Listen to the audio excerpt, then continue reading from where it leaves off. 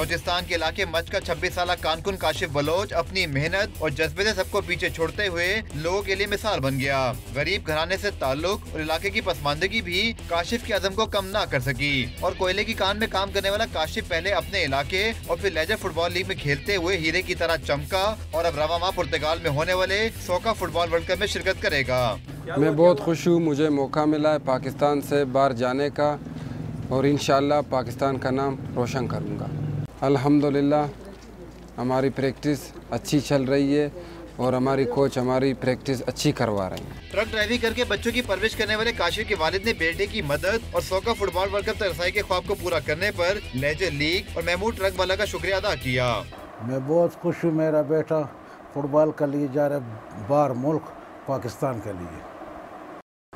मैं शुक्रगुजार हूँ लेजर लीग का कि पाकिस्तान में फुटबॉल लाया।